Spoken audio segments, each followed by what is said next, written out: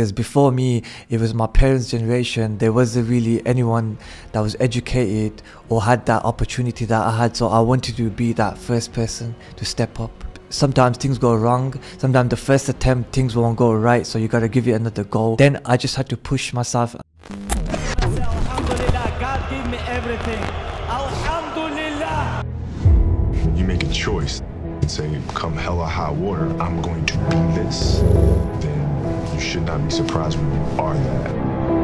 And I gave my soul to this game. There's nothing more I can give. Everest is obvious to climb because it's there, it's a mountain. Personal Everest, you can't see it. No one can see it but you. Never give up on a dream. Well, look deep within myself and ask myself how much I want it, what am I here for? Don't lose that desire. I want to unleash the beast. When I sat here in this crowd, UFC 93, and saw all these guys, you know, I realized it's there. It's there for the taking if I put the time in. Be true to the game, because the game will be true to you. If you try to shortcut the game, then the game's going to shortcut you.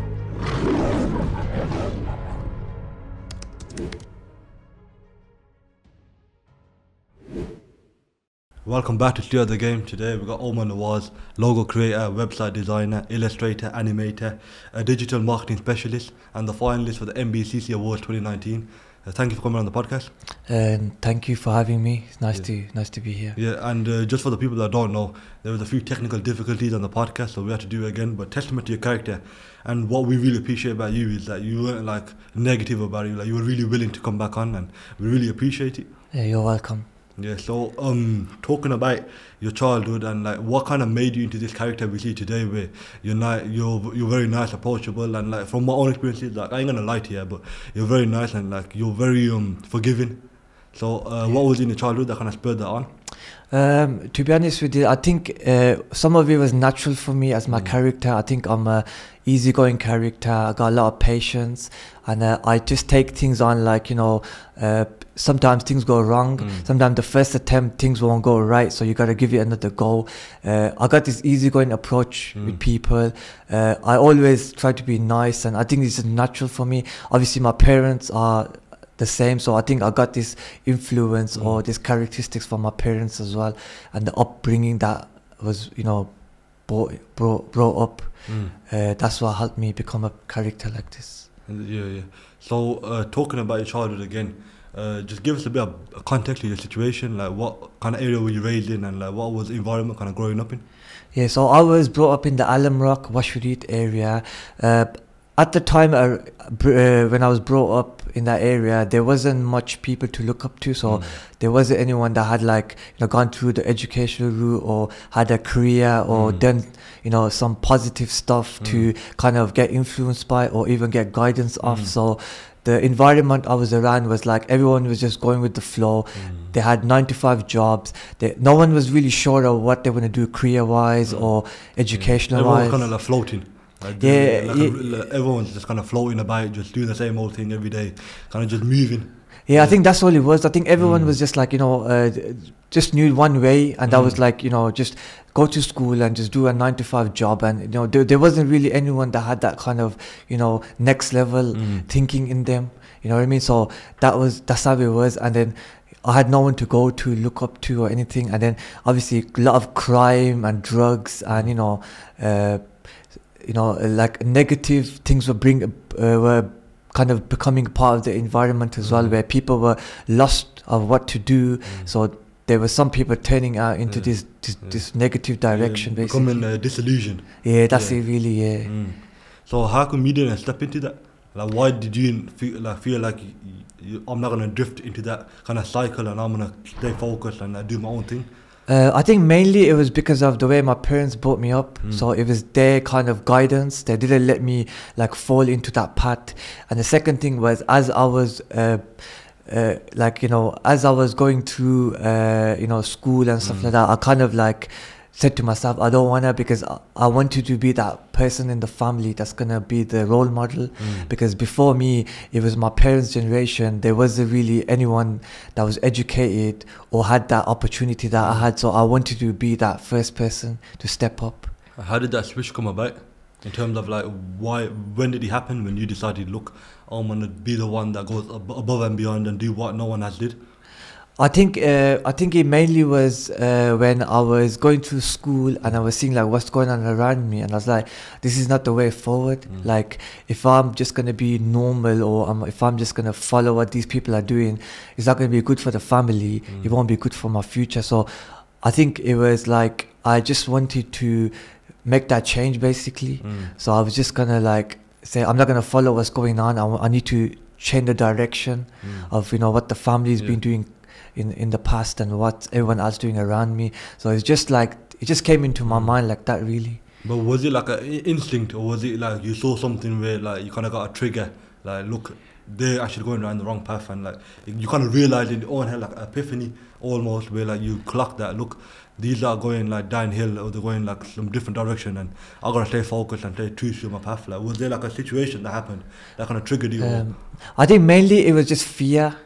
I'm just that sort of character, so I was feared by, look what these people are doing, and it was giving me like a bad vibe or bad feeling, and I was like, if I end up this way, life's not going to be easy, it's not going to be good. So I think some sort of fear hit me, and I didn't really witness or experience anything. It was just what I was seeing around me. It was giving me fear. I was like, yo, look what people are doing, look what's going on, like, do I want to end up here? Like, if I saw like some sort of fight going on, or I heard like some sort of incident happen in the area, it was making me fear. It's like, imagine I was part of this, and it just kept me away from getting involved in these things, I think. But when you say fear can succumb you, like, fear can overpower you in a way where like you don't even imagine it. So why was it that you decided to push past that fear and think, look, I'm gonna take that fear upon myself and I'm gonna do something about it and transfer it into a positive energy?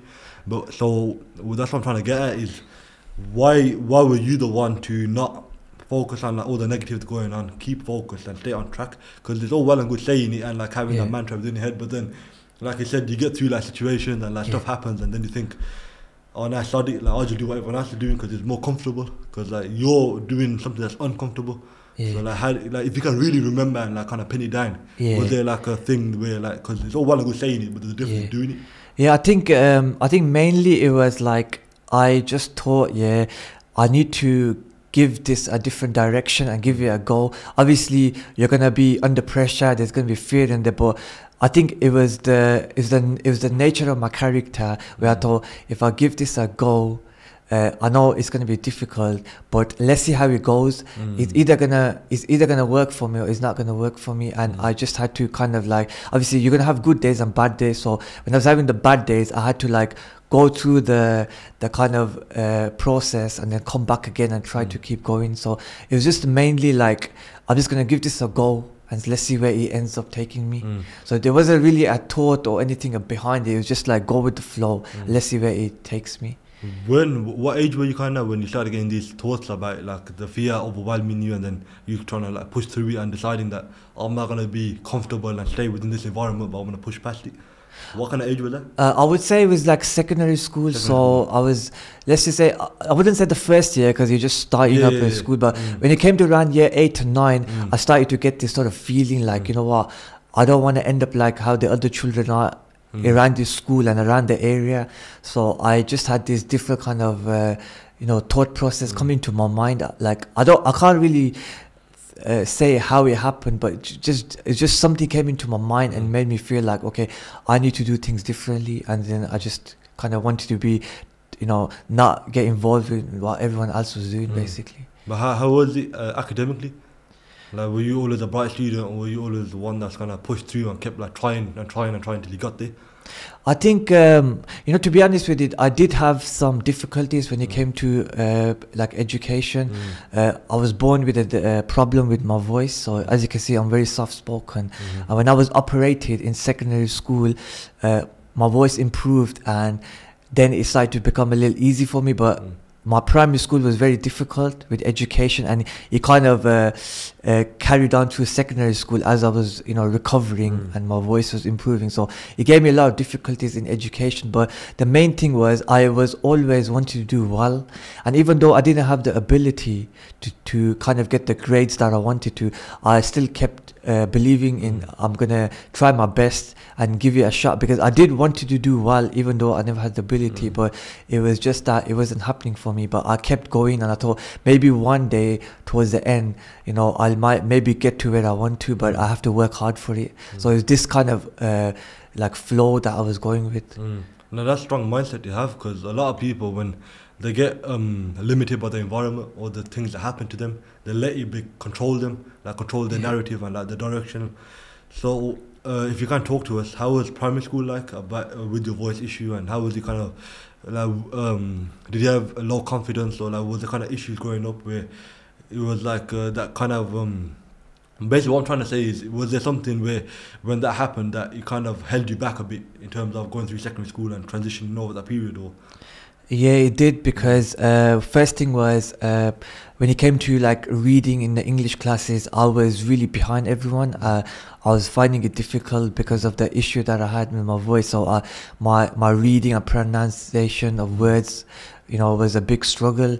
And what that did was, because everyone else was okay with it and I had this sort of issue, obviously I was falling behind and I didn't have the confidence like the other children had. So already, as you know, when you're in primary school and you're learning, it's not easy. No. It's all new to you. On top of that, I had an issue that was kind of holding me back, and that made it even more difficult. And because of that kind of it kind of affected the rest of my education as well. It wasn't just English or reading. It kind of made me struggle.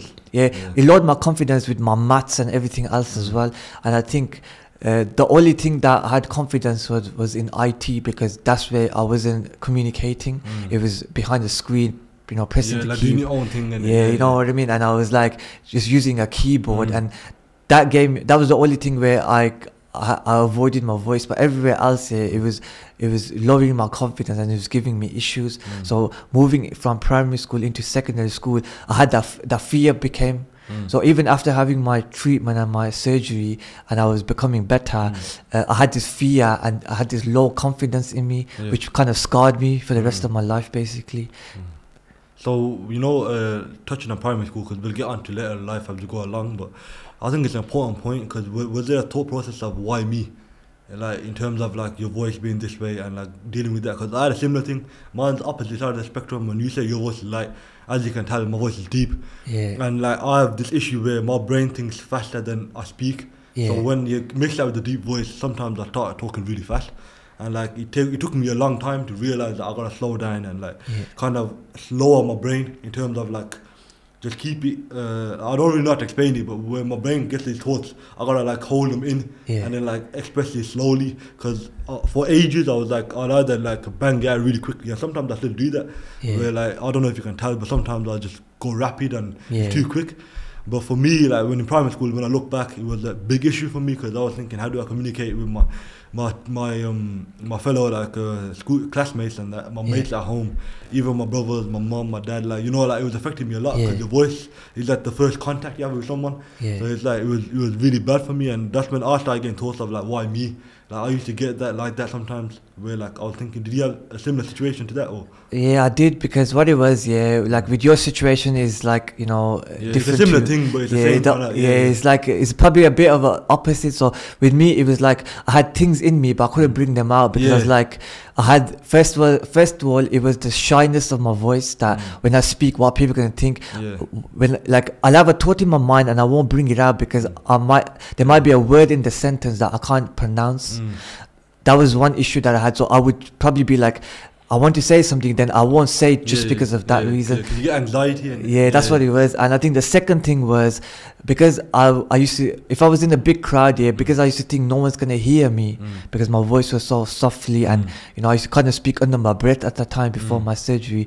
I used to think that when I speak, no one's going to hear me, so it's going to be shameful for me. So these things were kind of kind of playing with my mind, and it stopped me from like, if I'm sitting in expressing myself, or if I'm sat in a group I'll just sit there quietly, because I wouldn't say ashamed, but I'm just shy of what's gonna happen when I do actually speak. You start getting all these negative thoughts. Yeah, that's what it was, and that was causing me problems to get involved in conversations. So basically. did that confidence come from, because you're clearly confident now, but did that come from through the surgery, or like how was that transition? Like from when you were, like, was it even before that, when you started going to secondary school and realizing that even though your voice is lighter than others, that you can still kind of express yourself? Like, how did that kind of happen? I think it happened after the surgery, because after the surgery, say about 6 to 9 months, when my voice system started to improve and become like better than it was. Obviously my voice got a bit like, if you compare my voice to before, it would be really like me speaking under my breath. So my voice got a bit more sharper and louder. Through the exercises that they gave me, it helped me, like when I'm sitting in a crowd, I was able to like put power into my chest and speak more louder, so everyone hears me.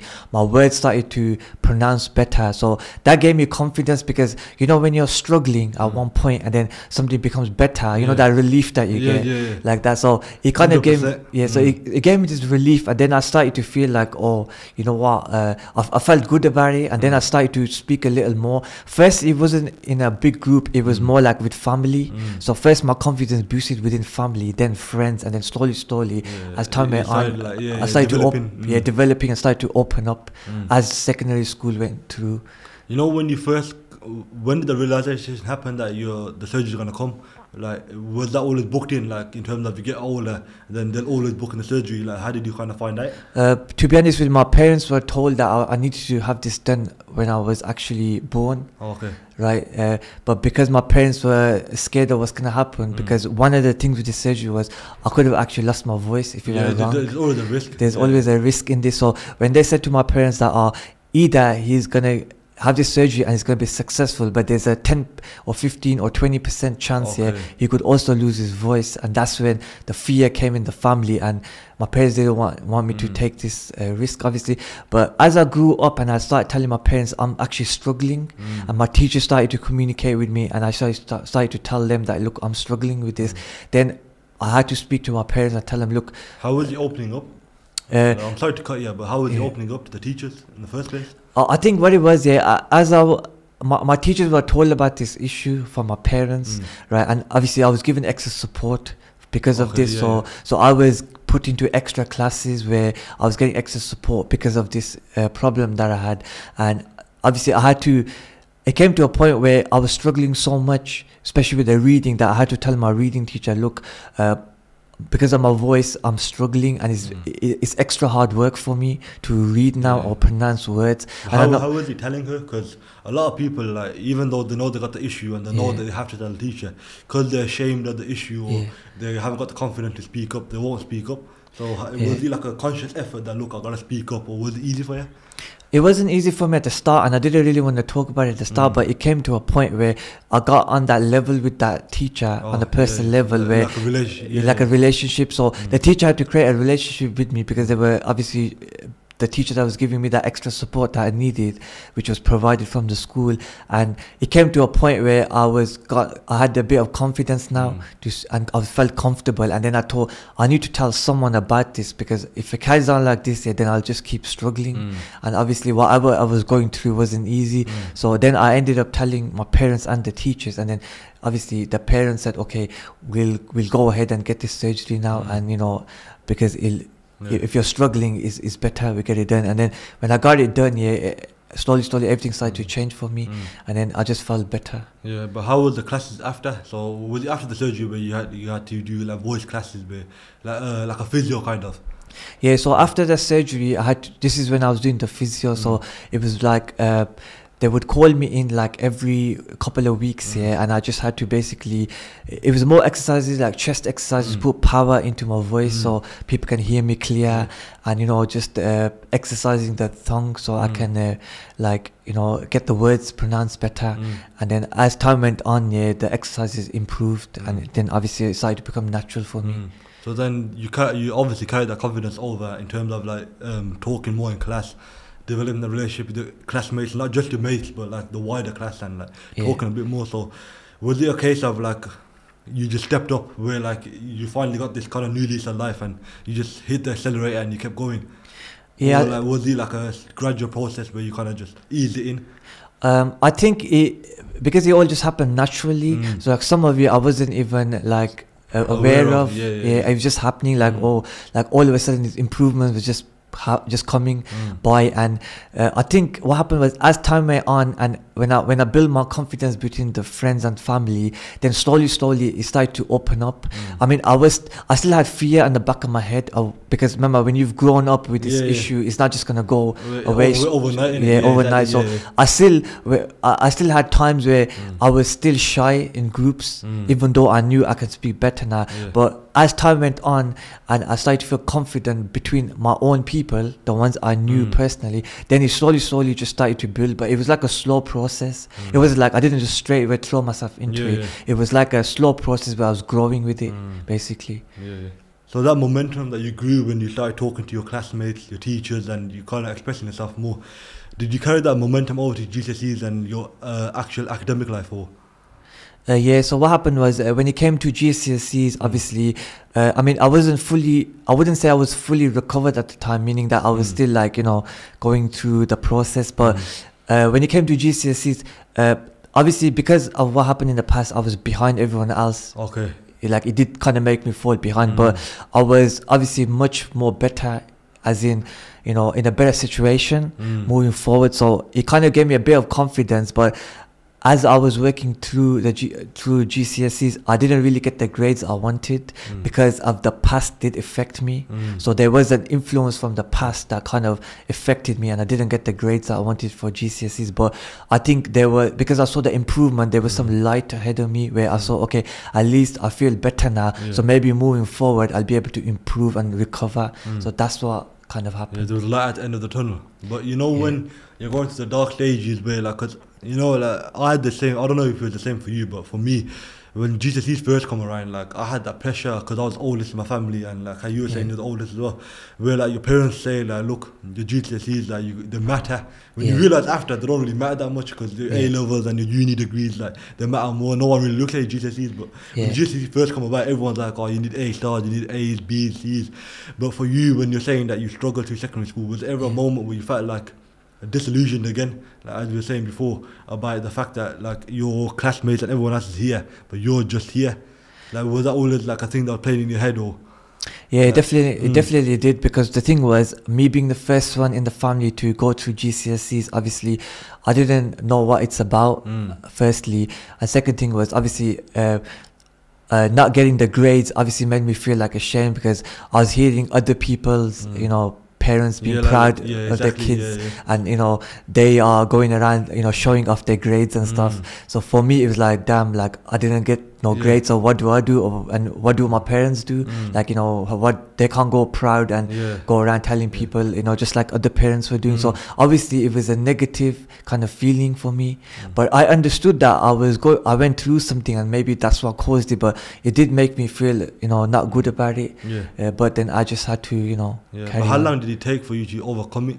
Because, like, talking from experience, when you have not that situation but different type of situations, like, it takes a while for you to actually process it first, and then number two, get over it, because some people never get over it. Like, some people walk around now with a stiff upper back because of something that happened years ago. Like, they never really move on. So how was it for you, like, the time scale from moving on, and number two, actually moving on? Like, how was it? Like, how did you even navigate that? I mean, when I was given the opportunity to go into college, I felt a bit better, but before that, obviously, I felt, like low about it. So when I was given the opportunity, I was put onto a trial till the Christmas time.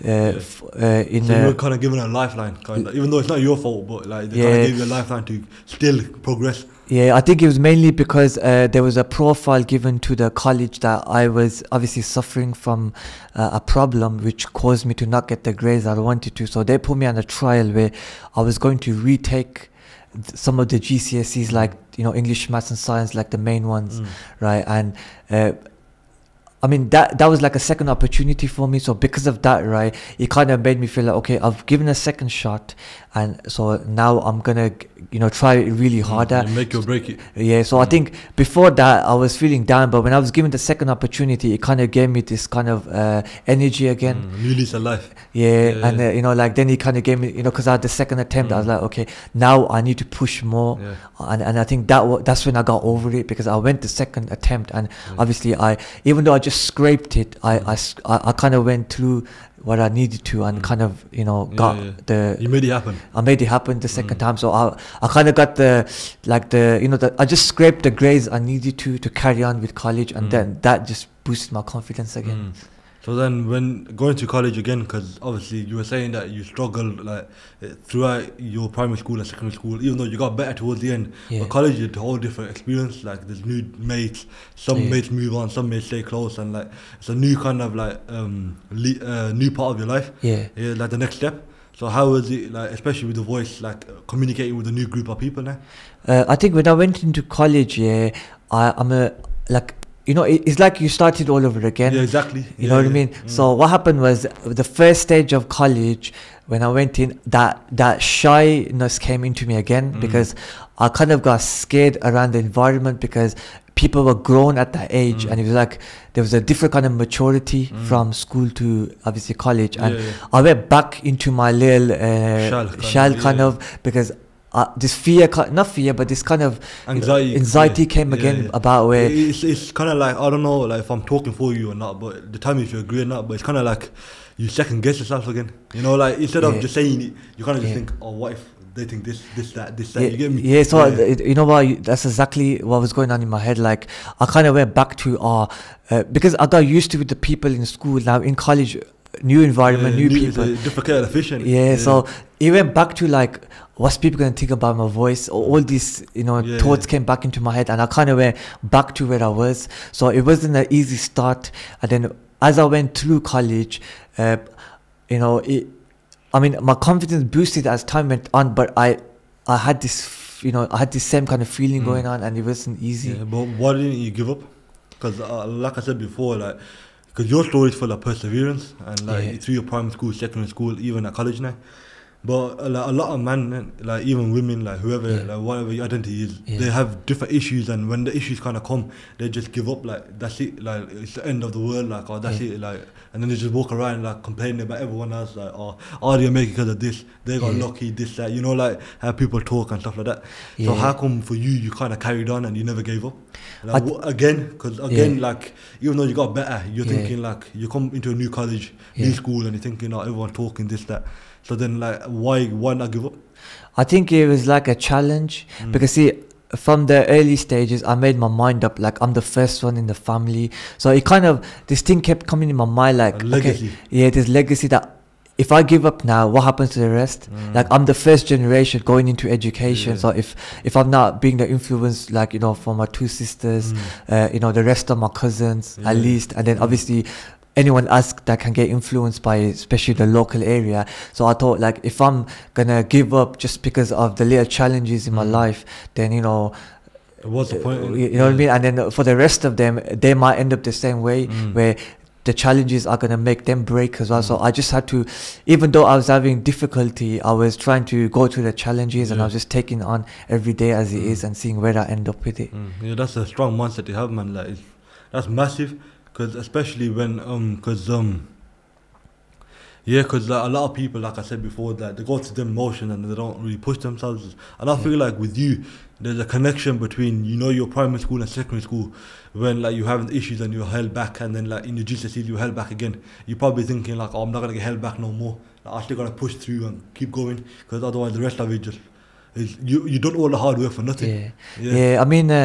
I mean, what I went through primary school and secondary school, and I think sometimes, when God's giving you a challenge, like the voice challenge, like me and you have, when you're going through that, it's like it's actually a positive thing, because that becomes your exercise in life. So me going through the challenges of improving my voice, it kind of made me into a strong character. And when I see like what I went through in primary school and secondary school, and then I see improvements, it kind of made me feel like, okay, if I was able to go through primary school and secondary school and go through these challenges, then what stops me going ahead now? Especially that I've recovered, I've had the treatment I needed. So because of that, it just kind of made me not give up and keep going, because I was like, I've been through the hardest of times. Now it's just a matter of hanging in, and that's what made me just getting over the last hurdle, innit? Yeah, that's what it was. So it was like, I'm coming to the end of the challenge now. I've gone through the hard stage, so let's not give up now.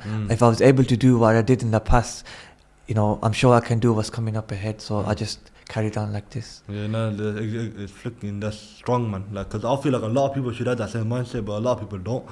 But going back to the topic, in terms of like your so what were you taking at college? It was IT.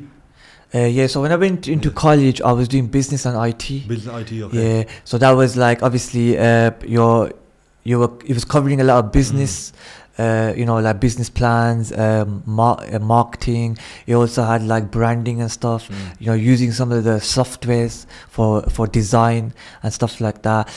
For IT, it was, again, all information technology. So, all the kind of different softwares and, stuff that you can use. So, it was covering a lot of range of different things around IT and business. But going back to the old podcast, because obviously we talked before, but from what I remember is that you never had an idea of like what you really wanted to do, but like IT was something where you felt comfortable and you felt like that could be a potential pathway.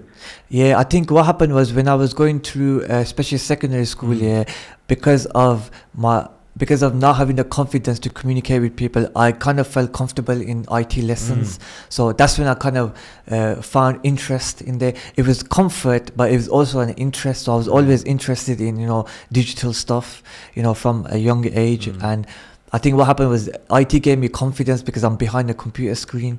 So because of that, when I went into college, I kind of thought I want to be around. I mean, I had some sort of influence around business because everybody around me was going into that route of business. So a lot of Asians around me were selecting business because that's all we kind of knew. And then IT came about when I saw that I had a bit of confidence in around IT. So what I did was, I thought, okay, let me do some IT because that's where my confidence level is. And but I didn't really have a direction of where I want to go in the future. It was kind of like I went with whatever was, happening around me. So I kind of just followed the track. Yeah, and you kind of kept the emotion, and like you said before, you kept day by day pushing through. Yeah, that's all it was. So then when it comes to that big step of university, where kind of like, like everyone knows by college that university is a step where whatever you take there, it kind of like, it won't make or break you, but it push you into the momentum of like, this is the career path that you're going to choose. Yeah. So how was that transition? So I think when I went into uni, it was more of like, okay, now I'm going to do something for my future. It's going to be my future. And I think when I went through college, it kind of made me feel like, okay, I have interest around business, some of the creative stuff, and IT. But it was, at that time, this wasn't in my head. Like I'm saying this now, at the time I didn't have a clear vision or mind. It was more like, this was okay what I did, let's carry on with it and let's see what happens. And I just went like that into uni. But when I came into uni, then it started to make sense, but over time though. So it wasn't there wasn't never a clear direction of what I wanted to do. You kind of just went off on a whim, as in like you just took it and you just thought, this is okay, and I just jump in here. Yeah, that's all it was really. And then like as I went into it, then it started to like like fall into place basically. But why marketing? Because you took marketing? Yeah, it was marketing. Yeah, but why marketing? Because you could have gone IT into data sciences or whatever. You could have gone into computer science. Yeah, I mean, I could have done any of those courses, but at that time I picked marketing because it was very broad and open. But because when someone like me who's unsure of what they really want to do in the future, you want to keep your options open. So it's more like a facilitator. Yeah, so it was like, okay, I'm going to go into this, and when I cover the different things, let's see which one I kind of like. So there was still no direction there. I was just kind of going with things, and that's how I kind of picked marketing.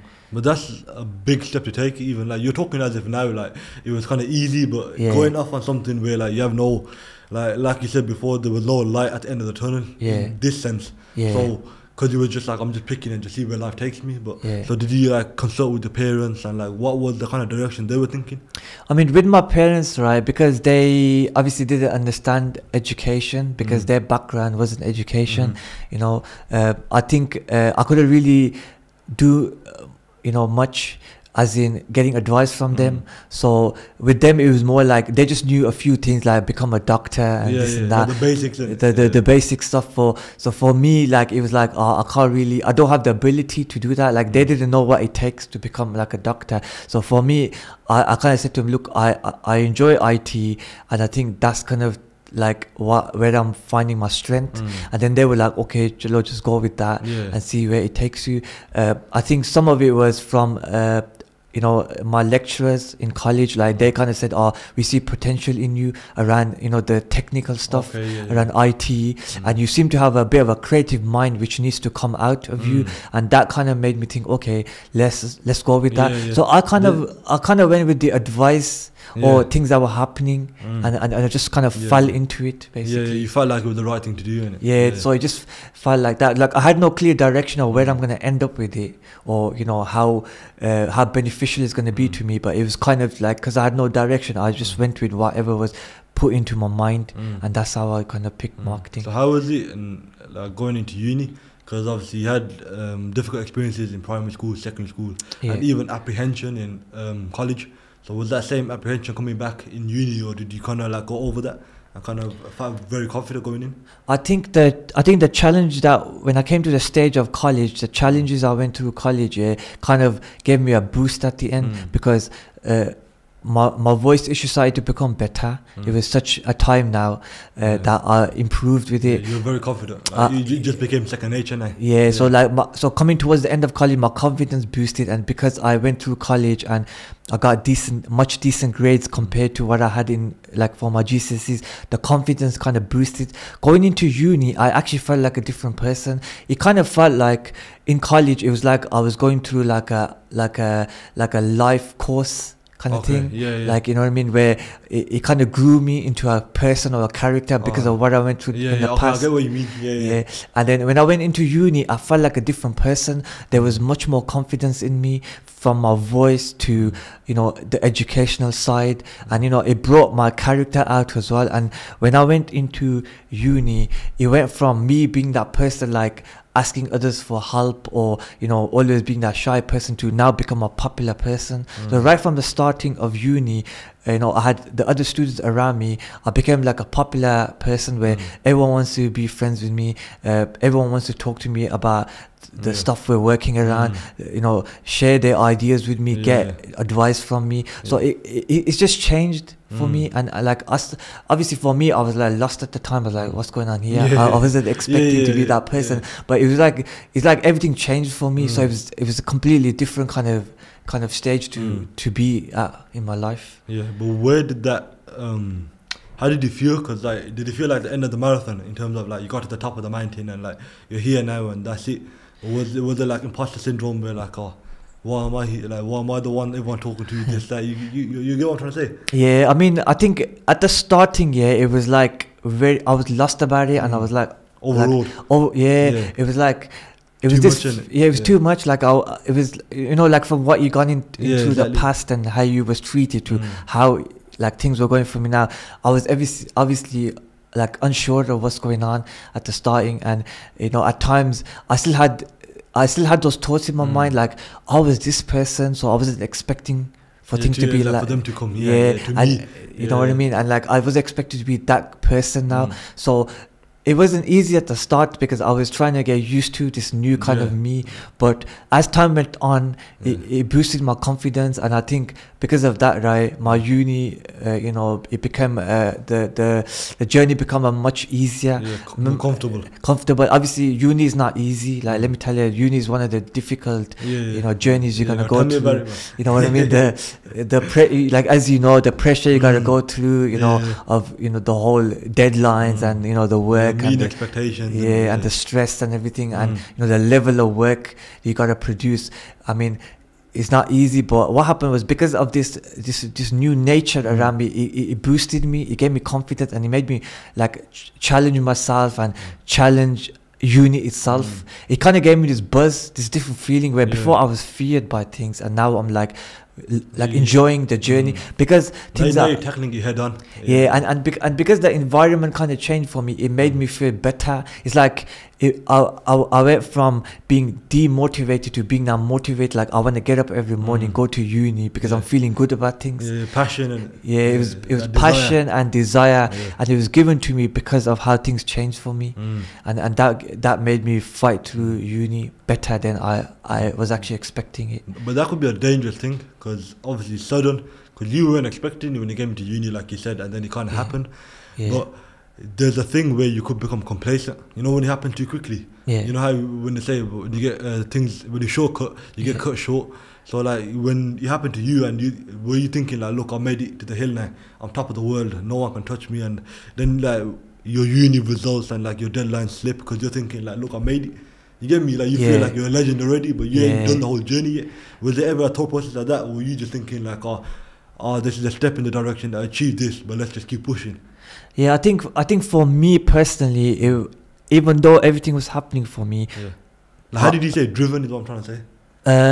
I mean personally for me, right, it was like these things were happening for me, and obviously I'm gonna feel big-headed about it in a sense, but still there was this thing going on behind my head, like nah, it's just a step in the journey. It's like I still got a long way to go. I need to actually go through uni, graduate, and obviously uni itself is a challenge, so those challenges were stopping me from being so overconfident, because you have to put your head down in uni, and I think because of that I had to even though I felt like things are better for me, I still had to stay focused and carry on so that I can actually pass my uni, and because of that, right, it kind of kept me on the ground. Because was that immediate, or was that a thing where you kind of made a couple of mistakes, you let things slip, and then you kind of went back on the grind? I mean, I think the first year I was overwhelmed with everything. It was like I was lost with it all. The second year I started to feel more confident. Then I had to like calm down and be like, okay, you know what? Because remember, when you go into the second year and you're walking towards the final year, uni becomes really intense, becomes really challenging. So when I got hit by that moment, like, yo, this is not easy. I had to, you know what I mean? I had to come back down to ground and say, okay, I might be feeling all confident about all these things going on around me, but you know what? I gotta really put my head down. This is not easy. And just like, keep moving. Exactly. So that's when I had to like calm down and be like, okay, I gotta just focus, because if I carry on like this, I'm just gonna lose the track. Was that hard to do? It definitely was a challenge, but I think it's doable if you just focus on the final step that you need to take. So if you think about the end goal, I think it is doable. You gotta keep that tunnel vision. That's it. So then when you obviously graduate from as a marketing graduate as a marketing graduate, you know what I mean, and you graduate. But then when you came into actually finding a job, like, was there any idea through uni that I'm actually going to become like what you are now, a website designer, logo creator, animator, illustrator, and a whole round digital marketing specialist?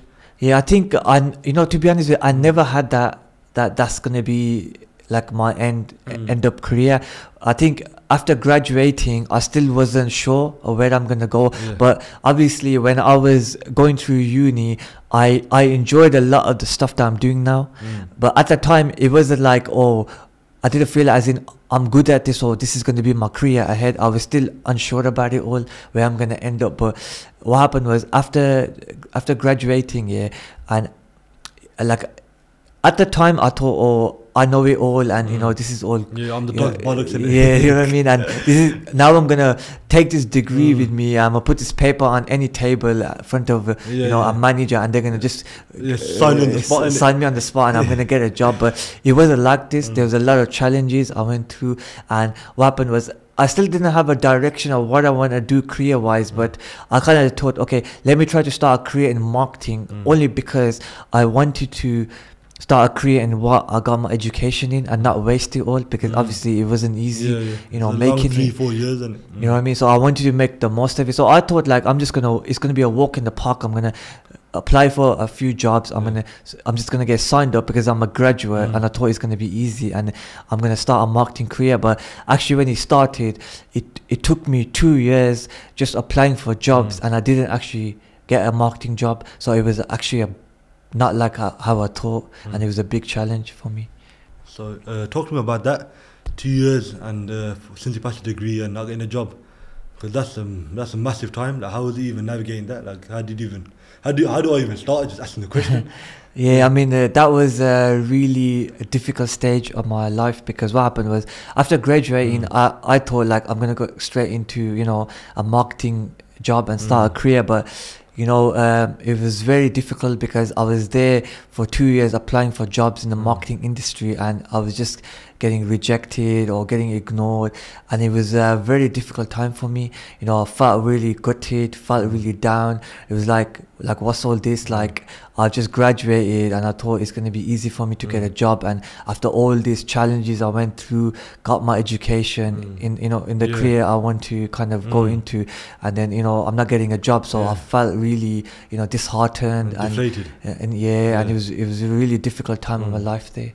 But how, like, so if 2 years and you kept applying, what were you doing in the meantime to kind of like sustain yourself? Like, were you working anywhere? Because I read on your website was that you worked as a what was it? It's a supervisor at Crystal Plaza, something like that. Yeah. So what happened was, while I was going through education and obviously trying to get a job, I did some side jobs just to keep me going. Yeah. Obviously, for first I took a pause because I thought I'll be okay and I'll be able to, you know, get a job. I just had the confidence, but it didn't happen. So before graduating, I was working in events in a venue called Crystal Plaza, where I started as a waiter and I worked my way up into becoming a head waiter, and then events coordinator. Events coordinator, that's what it was. So events coordinator, and after graduating, because I had the confidence that I'll get a job into marketing career, I kind of quit that job. Mainly because I thought that wasn't for my future. So after quitting that job and I thought I'll get into a job, I spent 3 to 6 months looking for work, but I didn't obviously get the job. So when it came down to 6 months, I thought I can't just sit around. I have to, you know, obviously sustain myself. So for that, I first thing that I did was I started to work in a bed shop. So, you know, it's just, you know, as a salesperson, so just selling, you know, to the customers and stuff. That's your first job, or first job when you were trying to look for a job? That was my first job as I was looking for work. Oh, you're looking for work? Looking for work, yes. So were you at Crystal Plaza at uni?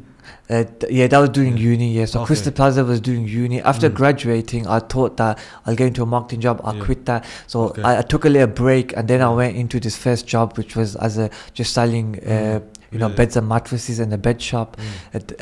While I was working there as my side job, I was still applying for jobs, but no luck. And kept going. Yeah, kept going. So I worked there for about 6 months, and then it came to a point where I was like, what do I do? So I spoke to some people that were older than me, you know, who had careers, and I asked them for advice, and they said to me, one of the reasons why maybe you're not getting a job is because in the marketing industry, it's very difficult for an Asian guy to make it, especially that you've got nothing to show them, as in you have no experience. That's going to be very difficult for you. So what you need is experience, right? So at that stage, when I thought, okay, if they think I need experience, then what I'll do is, instead of doing my side job, I'll go into work experience. So that's when I joined the job center and a place called Connections at the time that was helping you with your careers. So I said to them, I want to get into some sort of work experience around marketing, so I can get some experience to put onto my CV. Before we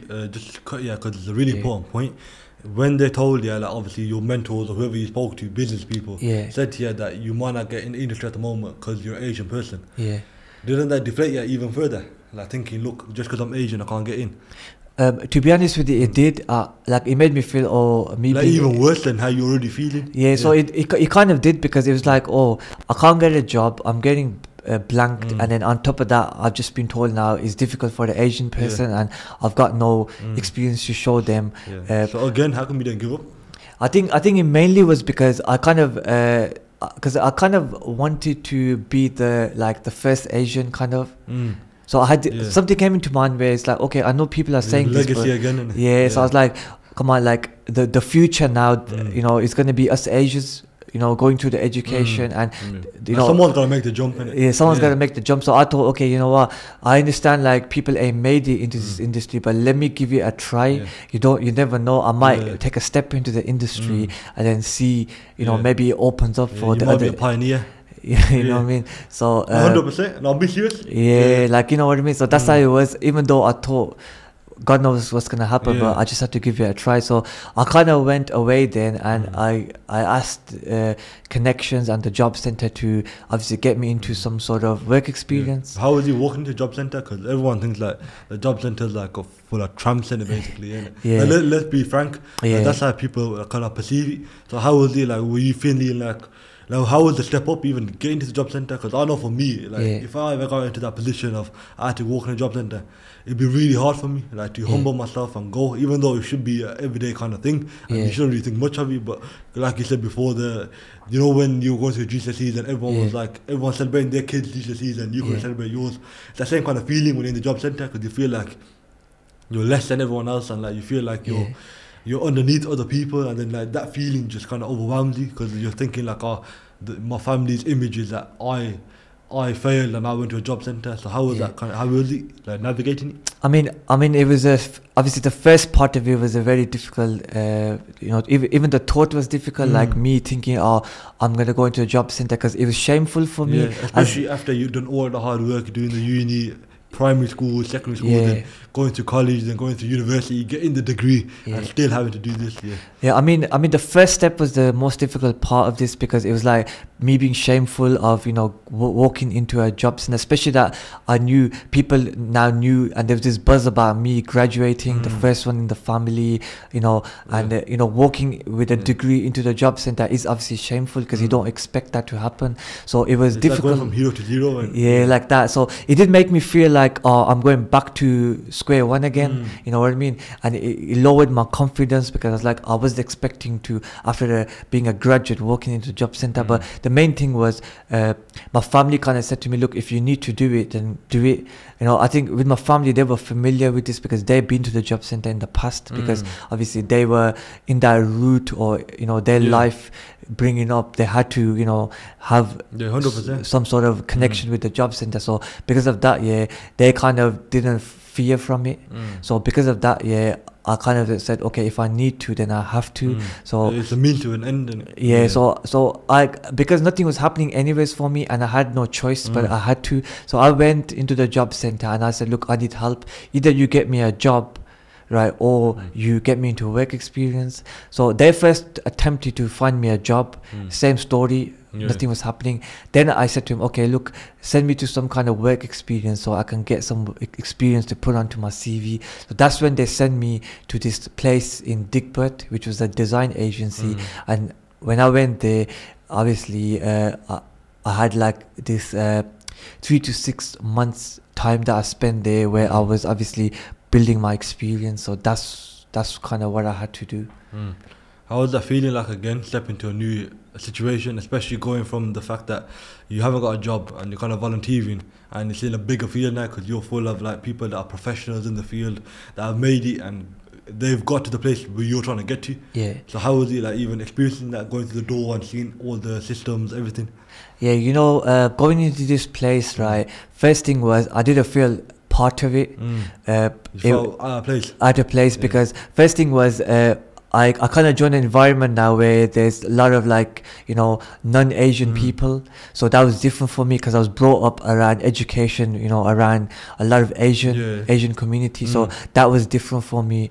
The second thing was when I sat down and these guys started to explain things to me, you know, like I felt very lost, because to be honest with you, from what you learn in college and university to what you bring into the work environment is completely a different, you know, exactly. So what happened was, when I sat there first and these guys are explaining things to me, I felt very lost. I felt like a dummy basically, because it's like, what are these guys talking about? And like, and I actually came to a stage where I was like, what have I put myself into? I was going home and having a headache because it felt too much. It felt too difficult. It felt too complicated. You know what I mean? Because it was all new to me, and these guys were on such a level that for them it was like, you know, I'm like a baby compared to, you know, where these guys were. Plus, like your mind state, because if you done it straight after graduating, then you probably felt a bit better because there's more confidence. Yeah. Because it's been about a year and a half since, and you had to go to the job centre and stuff like that.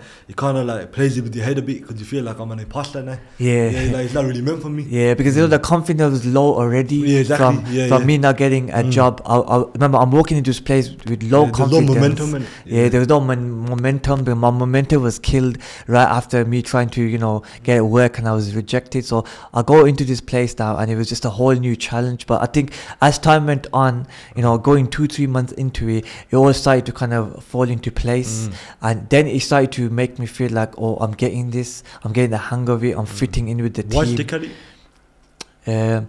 I think mainly it was because I wasn't getting into any kind of work, right? And I think I started to enjoy it as time went on. So my first 3 months was a challenge. And actually, the second 3 months that I spent there, I started to enjoy it, because what happened was, when I was given these challenges of putting websites together, and I was going to training with live projects, you know, putting websites together, putting blog pages together, you know, designing, you know, working with the design team, you know, seeing how the whole process happens. I started to find this sort of interest in it. So as I was working with this team, and I was working on things like myself as well, I started to get this buzz about, oh, I'm enjoying this, I'm liking this, you know what, I want to do this. And I think because of that, I carried on, because I just started to enjoy the whole thing. Yeah, it goes back to the quote, and either you're at war with yourself and at peace with the world, or you're at peace with yourself and at war with the world, innit? Yeah. 100%. That's how it is. Yeah, because I have that same mindset. Like, it's like, for me, it's like, I'll never let anything get to me. Like, it doesn't matter how big it is or whatever situation is. And I feel like it's the same with you, because through your whole story is just pure perseverance. So then the next question is, when it didn't become about a challenge and something like an overall goal, and you actually kind of felt like you're there, how was that situation from when you felt like you were there volunteering at this place, this digital agency, from actually getting a job? So what was that transition between when you actually became good at it and felt like, I'm accomplished now and I can actually do it, to actually getting a job? Yeah, I think it was after the 5th month. So we're talking about the last month that I spent there, right? I started to get this sort of a feeling, and you know, this kind of moment happened, this click kind of happened, where it was like I started to feel this sort of confidence in me, like I can do this. Like I've started to get the hang of this now. I know what this whole sector is about, this whole marketing, you know, you know, I just started to get this feeling like I know what this is all about. I can do it, and I started to find interest in it. And then what happened was, I started to feel as, I think, even though I'm not getting a job in this, I can do this by myself, because the experience that I got there started to make me feel good about it, and it made me feel like I want to do this. So that's when I started to transfer from becoming a student to now, you know what, I think I can do this and start a career in this. And that's when I started to work towards starting my own career. So then how did you kind of start? Were you still volunteering at the place while you were pursuing the brand that we know today, Omar Nawaz? Or like, how was the transition? Was it like you were still doing the volunteering and doing a bit at home, or you stopped the volunteering and just went straight with it at home? So I carried on with the volunteering, so that carried on as normal. But what happened was, on the side, I thought, okay, I'm gonna go out there and try to start this as a career. I'm not getting anywhere with work anyways, but I had this feeling that I can do this by myself, because those 6 months that I spent there, it was like an exercise for me, where it turned me into this person where I think I can do things by myself. So what happened then was, as I carried on learning, on the side, I thought, let me try to do something. So the first thing that I did was, I met up with these other guys. There was these 3 other guys, right, that I got to know through this work experience place. And I said to these guys, we spoke between us, said, shall we try to do something by ourselves? Because obviously, when this place, we are all here for work experience, so let's try to, you know, we were all in the same situation. We weren't getting jobs in this career, so we thought, let's give it a go. So the first thing that happened was, us 4 guys got together, and we thought, let's try to start this as a career. So we did get one project, and as we were working through this project, we all started to fall apart. Meaning, like, it didn't kind of work out. Yeah, Maybe you weren't gelling. Yeah, we weren't gelling. I think everyone was in a different place, like, you know, in experience-wise, and even in, you know, work ethic. Yeah. The work ethic wasn't matching, and you know what happened was, as we went through this whole project, one guy walked away. He couldn't handle it. The second guy, you know, just didn't like it anymore, stopped. Then he stayed with me and one graphic designer. So what I did then is I carried on with his graphic designer, and we did a few like logo projects together, but then his work ethic wasn't to that level as well. So it kind of made me feel like I'm falling behind because of this guy. So what happened then is You felt like you were putting more work in than he was. Yeah, exactly like that. So then I thought, like, you know, here it's like I'm supporting him rather than pushing myself. You know what I mean? So if it didn't fall right for me, so what happened then was that's a tough decision to make, though. Like you did say before in other podcasts, that's what I know. But like talk to me about that, because obviously the other two fell off themselves. As in, like, they naturally drifted apart, so you didn't have to say anything. But this guy that you feel like you've been supporting and pushing along the way, and you've been carrying him on your shoulders basically as you go through the projects.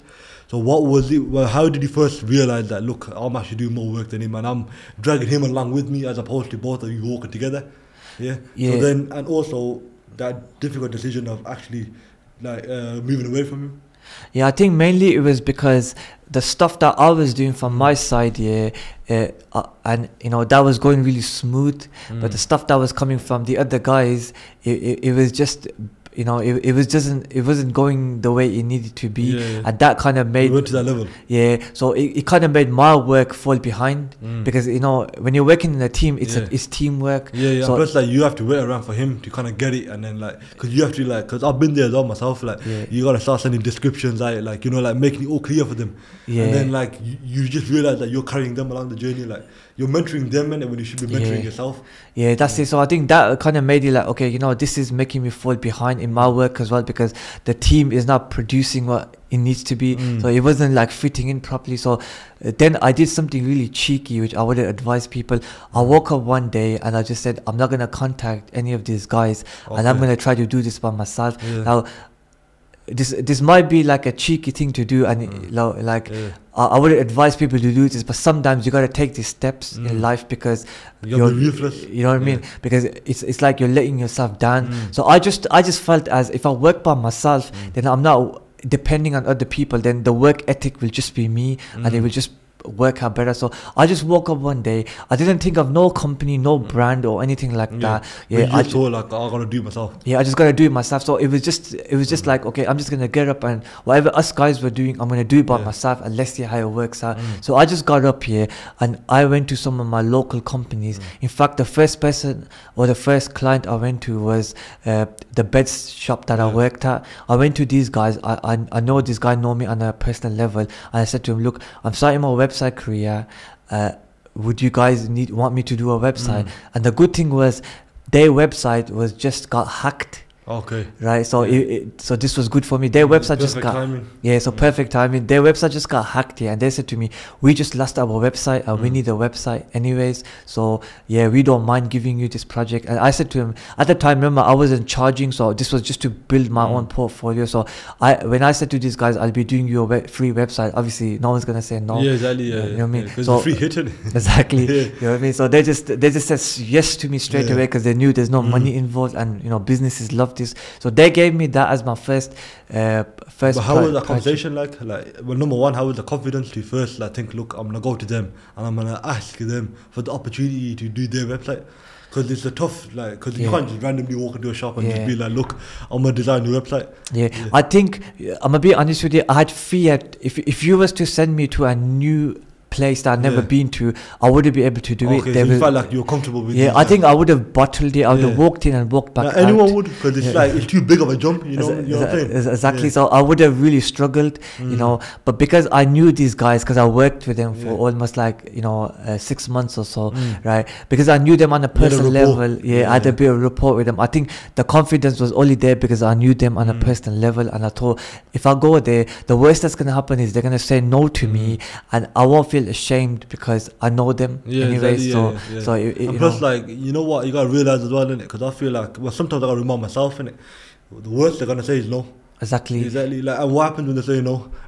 You move on. Exactly. You get me? Nothing really happened, innit? You get me? Like, you know, Yeah. before you go into it, you're like, oh, they might say no. This might Yeah. happen. This might happen. This might happen. But So the longer you think about that, innit, the worse it becomes, because you feel like you're putting all this pressure on yourself, innit? But really and truly, all they're gonna say is no. Then you move on with life, innit? exactly. So for me, it was like, okay, I'm just gonna go there. If they say no, then Exactly. you know what I mean? It is what it is, innit? That's it. So and for some reason, because I kind of knew them, I thought it won't be too bad. So I went there and they accepted it. I went away with this, look, this is the first time I'm about to build a website. So obviously it was a challenge in itself, you know, sitting down, working on this website. You know, I actually started a side job at that time as well. So I was doing work for this pizza place where I was helping the deliveries with the deliveries. So that was something to keep me going. So daytime, from morning to daytime, I was doing this website stuff, and then in the evening I was doing that job too. Talk about work ethic. So I rate it 100%, man. Yeah, so you have to, you have to do this to keep yourself going while hard you're grafting. to build your career up. So what happened was this website. It took me a very long time. It was a big challenge. It was the first time I built a whole website by myself from A to Z with no support from, like, any kind of like any mentors or whatever. It's just on you. Yeah, it was just all me. on you. It was all on me. So I had to do this A to Z with no advice, no one to go to, no manager, Just you on YouTube, innit? Yeah, exactly. So it's just me and YouTube basically on Google. And I sat there. I must have broke this website 2-3 times. Like messed up on the coding, messed up parts of it, start all over again. But what was in my mind was, this project is the one that's going to start me off. So I had to put some time and effort Legacy into again, innit? So I was like, okay, I'm going to put my time and effort into this one, because if I make this something good, when I showcase this is what's going to help me. So shockwaves, innit? You know what I mean? So I put like good month or so into this website. I completed it all till I thought, okay, you know what, I'm happy to go now and show this to the client. I got the confidence. So I went back to this client, and as soon as I showed them the website, they were happy with it. Even though I went there with fear of what's gonna happen. They might say, "Oh, it's crap" or whatever. You know what I mean? Because I had everyone gets them thoughts. I had these thoughts going on in my head. I actually went there, and they were like really happy with it. And then I was like, okay, that boosted my confidence, and that's when I thought, okay, let me try to carry on with this and see where it takes me. So how was that feeling like getting that first successful project on the board? So after that first project, that was completely that really like gave me a good feeling. So it kind of satisfaction. It gave me confidence. It made me feel like, okay, if these guys have liked my work, there's some potential for me. So let's carry on with this and let's see what happens ahead. So then it came to a stage where now it's like, where do I go for my second project? And I think it came to a stage where I thought, okay, just like I knew these guys on a personal level, let me try to work with people that I know. So the first thing that I did was I got this project and I put it up on my social media. Now, when I was at this work experience place, I was actually building my social media pages, because one of the things they told me that in this sector, you have to, or this industry, your social media is very important. So luckily they supported me and I had my social media build up. So as I finished this website, before just cover that, what was that step like? Because obviously there's one thing them telling you use your social media, but another thing posting stuff. Because I had the issue myself, like for ages. Like, this is the first time I've really been on social media like that. Like I've always been the guy behind the camera doing stuff, and I realized that it's to my detriment, because I'm doing all this stuff and no one knows about it. So then it's gonna affect me going career-wise, because I know what I've done, but next man doesn't know. And especially like the people on the other side of the interview table, they're gonna know what I've done. So how was it like from them telling you, and then you actually coming out your shell and setting up an account and actually showing your stuff? I think at that time social media was as popular as these days. Oh, so it was a lot easier. So it was kind of different. Like there wasn't this kind of fame about and it wasn't just fame, but there was no fame, but there wasn't this hype about social media compared to now. So it was like just a normal thing at that time. You don't really deep it in. Yeah, so you wouldn't go too deep into it. So at that time, it was like these guys would just say to me, look, you just need to have a social media page. There was nothing about followers or anything like that.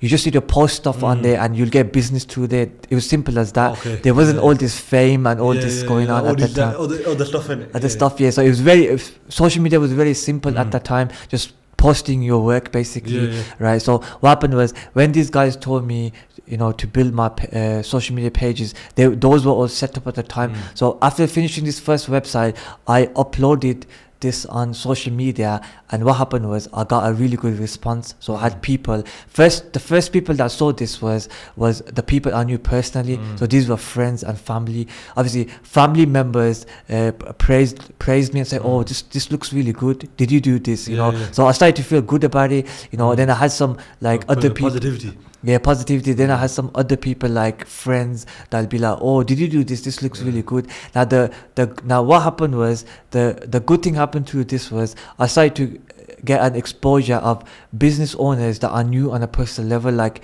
people I knew as friends who had businesses at that time. So when these guys saw this website, I think it kind of opened up their eye, and they're like, oh, Omar's doing websites, what I mean.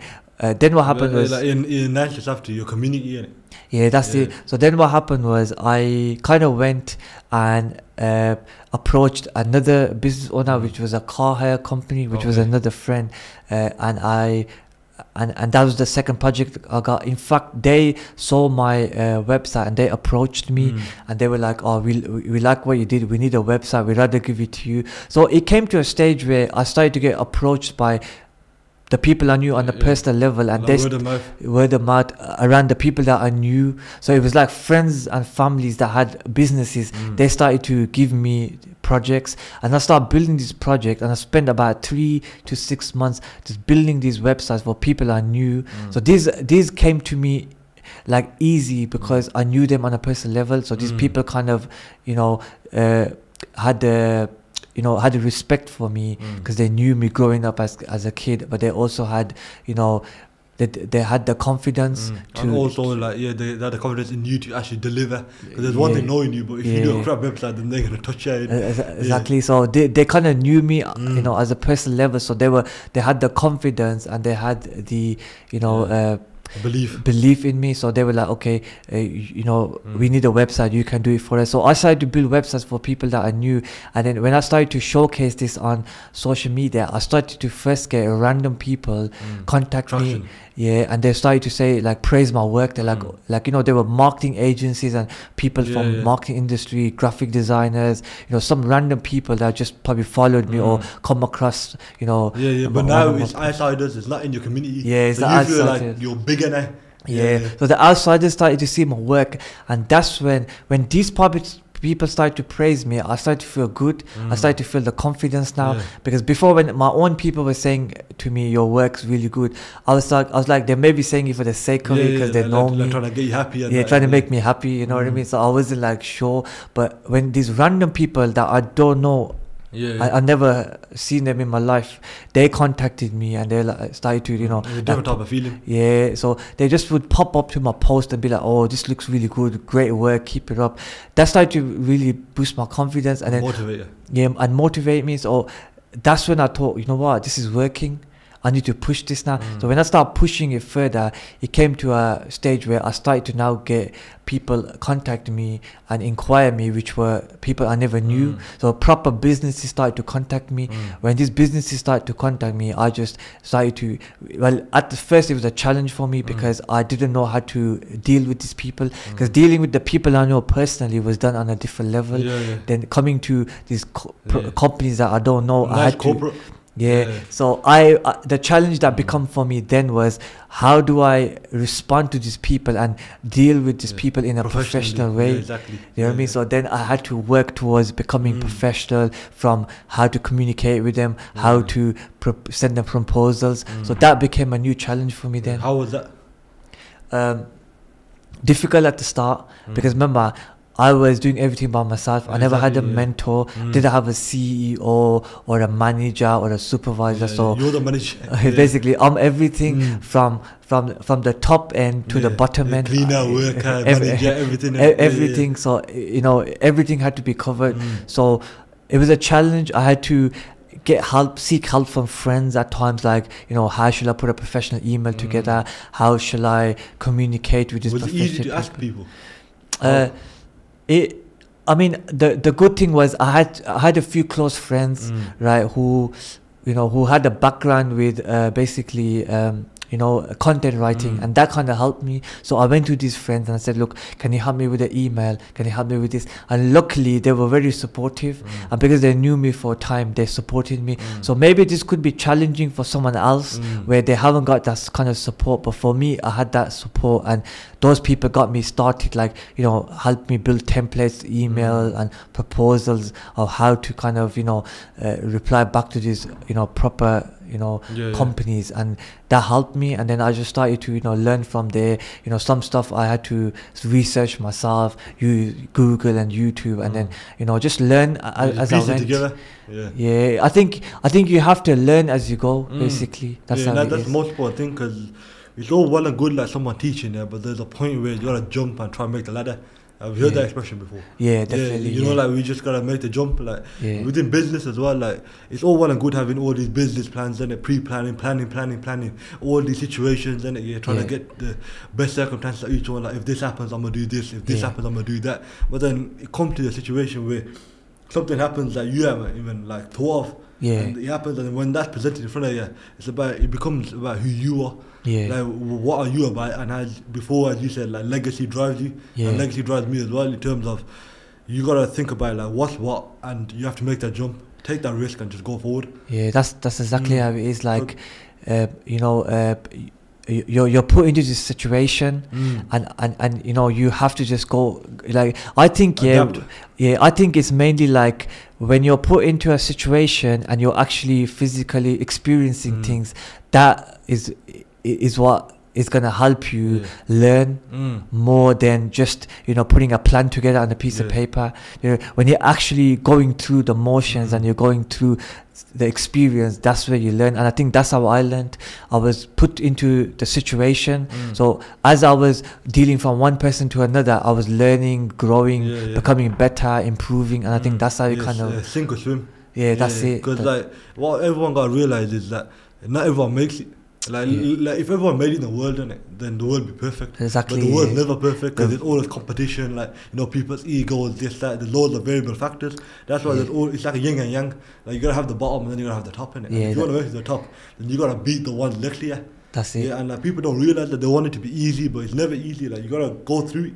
Doesn't matter whatever it is, because history repeats itself like all the time. Like, everyone's got issues, everyone's got things that they gotta deal with, but the ones that make it are the ones that push through, take it all on their back, and like, make an icon of it and make a positive influence on the world. That's a very hard thing to do. So then, going back to your story, like, because obviously your one's a testament to that, because your story is all about perseverance and striving and keep going each time. Like, for primary school, secondary school, like every single time, every single chapter we speak of, like, you're going through something.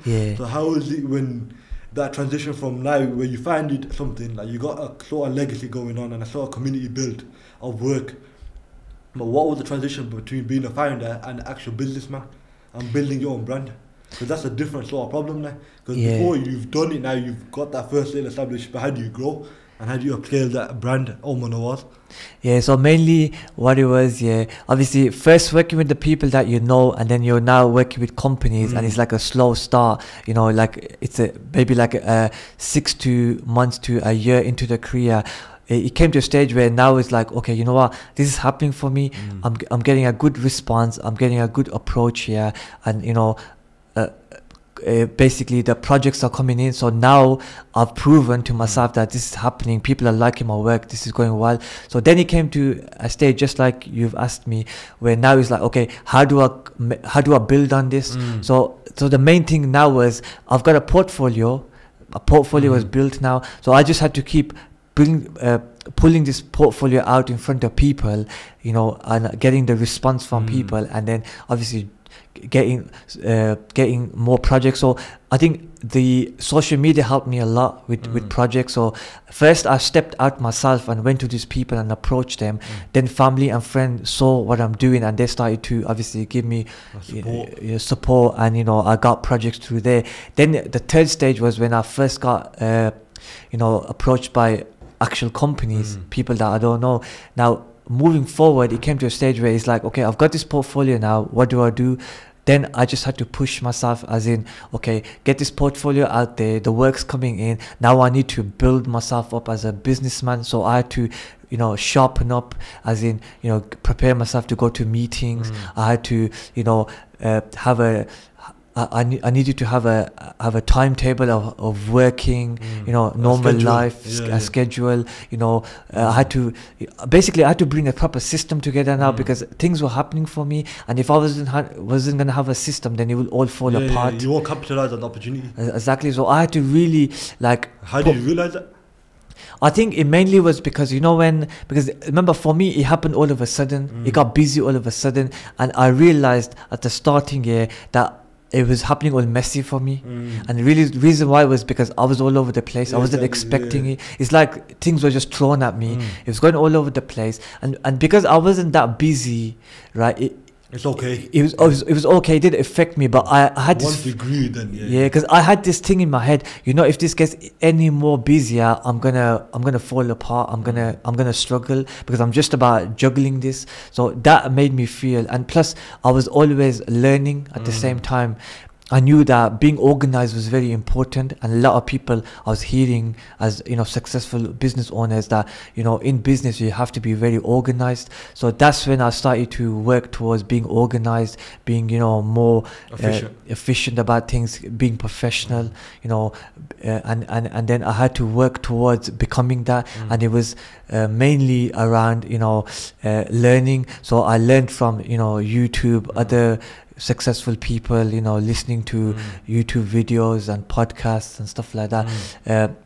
One of the things that I did was I joined a marketing campaign where basically they were working on building yourself as self-improvement. So that helped me a lot as well. So over there, how to deal with meetings and stuff. So basically, why is it like a free scheme, or what do you mean by digital marketing? So was it a scheme? Yeah, this was a scheme where it allows you to join, and you can basically work on developing yourself. So this was for people that were like just running businesses by themselves, like a bit like me, who were freelancers. So what that helped me was on self-development. It helped me how to carry out meetings. So these were just little things I had to do on the side, just to build myself up as a businessman, because it wasn't obviously gonna come to me naturally. Yeah, exactly. Now everyone's got to do it. Everyone learns from someone. Either you learn from like your dad or the people around you, or like you said, you learn from YouTube, and you kind of make it happen. Yeah, so that's how it was. So I had to just see what's around me and just learn and join into things where I can build on as how I'm gonna become a better businessman, or how I'm gonna build as a businessman, and how I'm gonna build this brand. So I kind of took it as, okay, this brand's gonna be Omar Nawaz, and it's happening for me, so let's just take this forward now, and let's see what I can build with it. But when you say Omar Nawaz, how did you even come up with the name? Obviously that's your name, but how did you decide that's going to be the brand name? Yeah, because at the very early stages, I kind of said to myself, I'm not gonna sit around and make a business come up with business names, or work on a business plan. I'm just gonna go with the flow and let's see what happens, because I didn't really know what's gonna be the outcome. So but because it all started to happen for me, and it all happened under my own name, because I came to a stage where people were calling me Omar Nawaz, the web designer. Okay. So that's where the name. So naturally, it naturally came. So when I heard people knowing me as Omar Nawaz, the web designer, I kind of thought, now I've made this legacy of this name, Omar Nawaz. I've made this recognition from this name. So I think now coming up with another brand name is gonna take that away, because no one will know what that brand is or who's behind it, because Omar Nawaz is what is got known out there now. So that's when I thought, okay, that create a distance between you you and the actual name itself. Yeah, so that's when I thought, you know what, I'm gonna, because Omar Nawaz is what's made this, I'm gonna stick to it, and you know, this is how I'm gonna go with that brand name. Yeah, but it's important because it gives you that personal touch. Because, like you said before, the only way you grew was through your community around you giving you the chance. Yeah. When you said the bed shop gave you a chance, and then your mate's car business, and that kind of like was the foundation for you to grow up on. So you keeping the name as Omar Nawaz gives that personal touch to you in terms of your story and your legacy as becoming what you are today, and that brand. And also, when you look at it, it looks like it's just you making it happen. So like when customers come in, it's not like they're going to a big corporate firm where like they don't actually care about you because they got thousands of other products on the line. Like when someone goes to you now, they're thinking like you're gonna give that full focus and make it in your own personal touch. Like you're actually gonna care because you're your own brand. Do you get where I'm coming from? Yeah, because that's exactly what it's all about. Because what it was, at the early stages, you know, it became like Omar Nawaz, the web designer, and everyone's coming to Omar Nawaz, the person. You know what I mean? And then it was the person that people liked at the start, and then it was his work or his websites. 100%. You know what I mean? So what happened there was I kept it to that personal touch because I was like, this is what made me.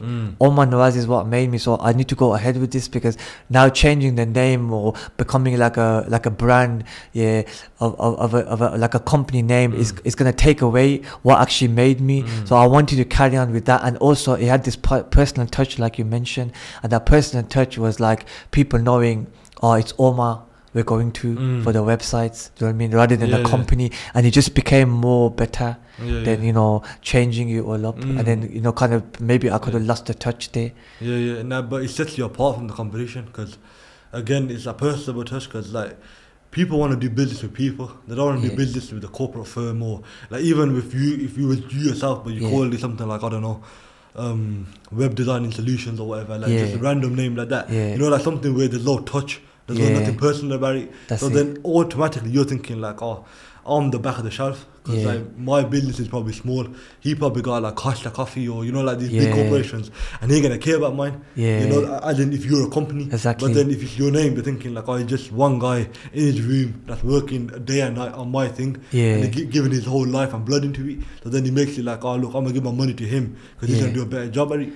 I mean, I get a lot of people say this to me as well, where they, when I get clients contact me, they be like, we've spoken to some other companies, but we'd rather work with you because we rather give this project to you because it's you by yourself. And you know, I think it's because they kind of see my story, and it kind of makes them feel like proud, and then they just be like, we'd rather give it to this guy than give it to a company, because they see what I've been through. So I think that personal touch, you know, that's valuable, it's valuable, and it helps, and it makes it better for me, I think. So then talk to me about how you, like, cause there's one thing getting a schedule together, and another thing growing it from there, because obviously as the bigger the client base gets and the more people that come to you, the more the workload is. So in terms of navigating that, and also your actual life as well, like chilling and like doing other things as well, like you can't just keep working.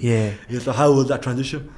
So I think mainly it was like, obviously at the starting, right, everything gets thrown at you, you're all over the place. But then as I was working through, I had to come up with a system. So you know, obviously working through a few projects kind of gave me the idea of, okay, how are these projects gonna kind of work, right? So it gave me a kind of a direction of how I'm to go about it. So one of the things that I had to do was I kind of discovered, okay, this is how I need to start a project, this is the middle process, and this is the end. And obviously I'm working with 4 or 5 clients at one time, so it kind of just because of what I had to go through project by project, it kind of came familiar to me. And then it's like, okay, this is how I'm going to work. I need to have some times where I need to work during the day, and then I need to give myself a break, and then I need to, you know, think about my my chill out time, my normal life. So at the starting I had to put a lot of hours in, so it wasn't like this at the start. My first year maybe I was working more, and I wasn't. You gotta make sacrifices. Exactly. So there was sacrifices at the start where I didn't ever have any fun time. You know what I mean? I had to put the hours in, and knuckle down. And I mean, as time goes on, you get fluent at the job, and you can work faster. So compared to how I was in my first year, obviously I can work faster now. So workload gets more, but you work faster, and you have a system, and you know how to go about it, and it just all and it just all comes to you, and then you just work through that process. And now I'm at a stage where I'm able to have a timetable for work and then timetable to enjoy my life, because that's important. You need to do that as well. So how's the growth from there? Because the brand's been about for 5, 6, how many years? 5 years. 5 years now, and the growth to becoming a finalist for the MBCC Awards, and how is that feeling? Like, talk to me about the journey getting there, and then once you got there, that validation from the actual nomination itself.